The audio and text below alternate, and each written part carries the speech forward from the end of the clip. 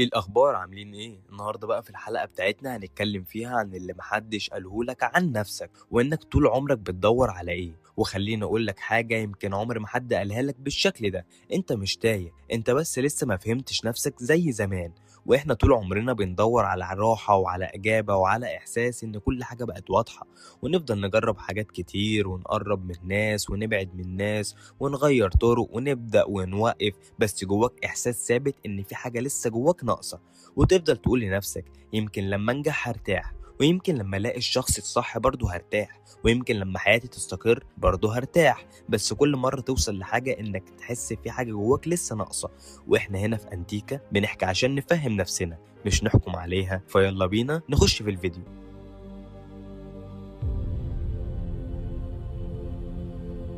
تعالوا بقى نبتدي الفيديو بتاعنا بحاجة مهمة جدا، وهي الحقيقة. خليني أقولك إن الحقيقة بقى إنك مش بتدور على أي حاجة بره، أنت أصلا بتدور على نفسك من الأول. إحنا بنجري في الدنيا دي عشان نحاول نلاقي إحساس بالراحة والأمان والوضوح والقيمة، لكن بنفتكر إنهم موجودين بره زي الشغل والناس والنجاح.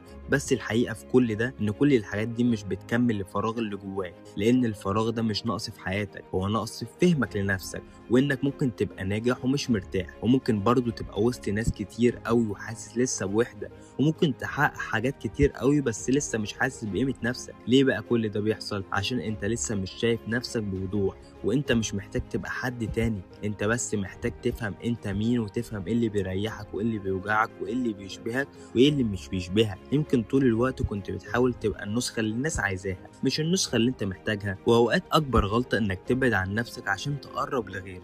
مش لازم تبقى كامل، ومش لازم تبقى عارف كل حاجة، ومش لازم برضو تبقى سابق كل الناس. كفاية بس انك تبقى صادق مع نفسك من الاول. واللي محدش قالهولك عن نفسك انك مش محتاج تدور بعيد، كل اللي انت محتاجه جواك انت. تبص كويس جدا وتفهم. ويمكن السلسلة دي مغيرتش حياتك، بس يمكن خلتك تسأل نفسك اسئلة مهمة جدا ما كنتش بتسألها، ويمكن خلتك توقف لحظة وتفكر، ويمكن لأول مرة تحاول تفهم نفسك بجد بدل ما تهرب منها. واحنا هنا في انتيكا كنا بنحكي عشان نفهم نفسنا مش نحكم عليها.